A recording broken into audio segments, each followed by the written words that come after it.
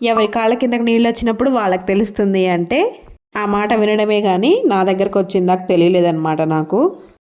దానికి తోడు థైరాయిడ్ ఉన్న వాళ్ళకి బాడీలో కాల్షియం అంతా తక్కువైపోతుంది. ఎంత తిన్నా కానీ కాల్షియం అనేది ఉండదన్నమాట థైరాయిడ్ ఉన్న వాళ్ళకి. అలాంటప్పుడు ఏం చేయాలి, మూసుకొని వెజిటేబుల్స్ అన్నీ తినాలి కదా.